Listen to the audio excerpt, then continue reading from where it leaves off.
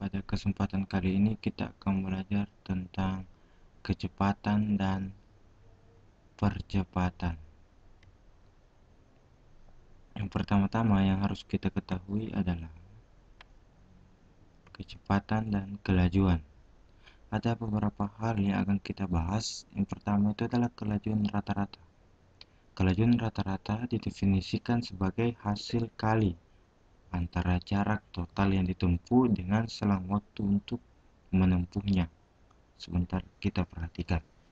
Kemudian ada kecepatan rata-rata, didefinisikan sebagai perpindahan benda dalam selang waktu tertentu. Kemudian ada yang dikatakan kecepatan sesaat.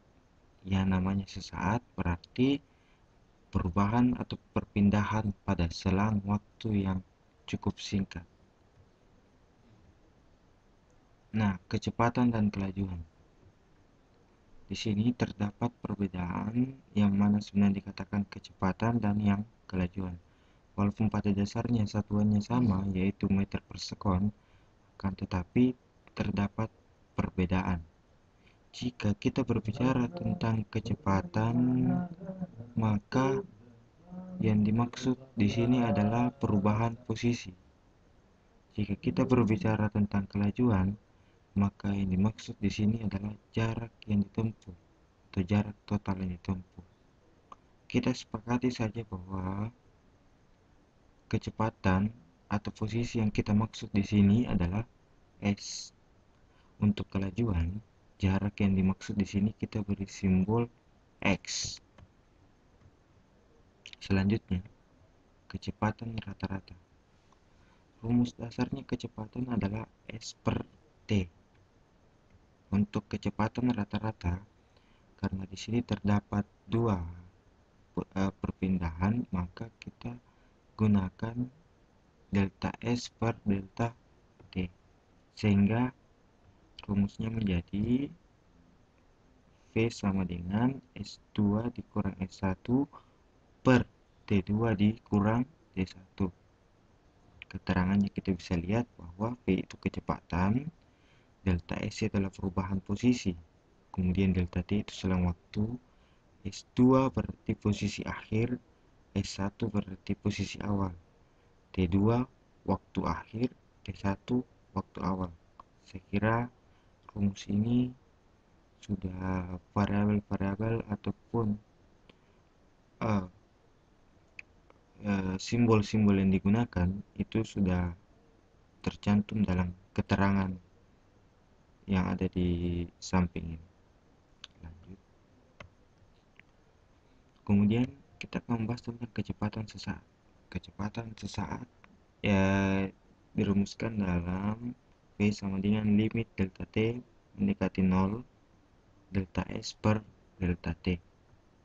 Saya kira jelas juga delta S adalah perubahan posisi, satuannya meter, kemudian delta T itu selang waktu, dan tentunya V itu kecepatan. Kemudian kedua kita coba membahas tentang percepatan. Nah, percepatan di sini definisikan sebagai perubahan kecepatan benda dalam selang waktu tertentu. Kemudian ada juga yang dikatakan bahwa percepatan sesaat sama halnya dengan kecepatan sesaat, hanya saja percepatan sesaat adalah perubahan kecepatan pada selang waktu yang cukup singkat. Nah, seperti yang kita ketahui bahwa rumus dari percepatan itu adalah A sama dengan V per T, atau kecepatan dibagi dengan waktu. Saya kira kita bisa lihat keterangannya. A menandakan percepatan, V berkecepatan, dan T adalah waktu.